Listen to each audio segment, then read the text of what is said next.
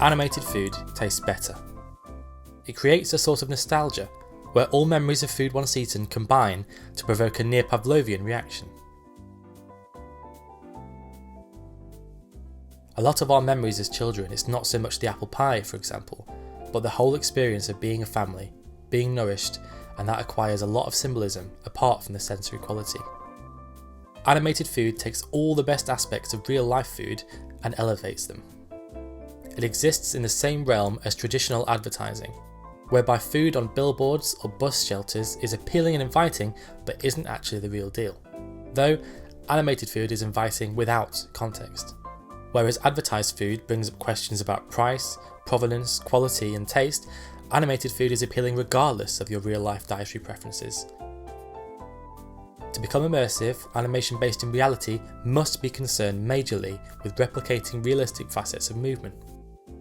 A still frame is simply not enough. For food to be evocative, it must move and behave as it would in real life. Eggs must run. Bacon must sizzle. Food is so familiar that it is vital to nail its characteristics. Behind smell, taste is the sense that evokes the strongest memories. We all have our food memories, some good and some bad. The taste, smell and texture of food can be extraordinarily evocative, bringing back memories not just of eating food itself, but also of place and setting. Food is an effective trigger of deeper memories of feelings and emotions, internal states of the mind and body. Though invariably what we imagine is beyond reality. In the same way our memory becomes blurred when we remember an event or person, our food memories are the same. In fact, when we apply the same process to food, that memory is often exaggerated, and if we try the same food again years later, it often isn't quite as good as we remember. Sometimes even things we'd never eat look appealing.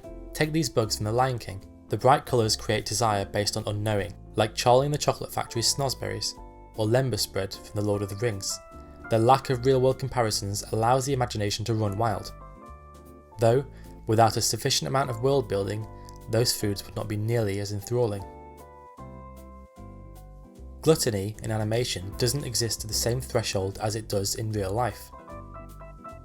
Animation is comparable with traditional high fantasy in that way, where novels so often go into much detail about food, at banquets, feasts and galas, yet without the consequences. Animation takes its lead from fantasy, and therefore works to translate this excess to the screen.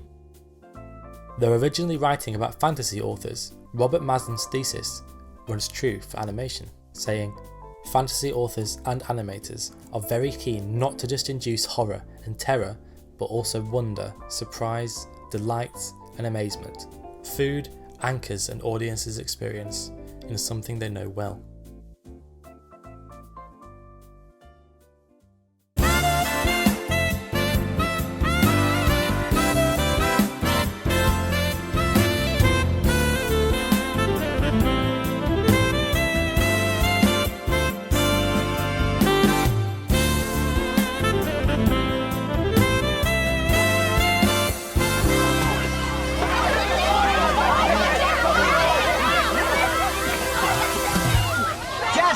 Coming. I want to eat everything!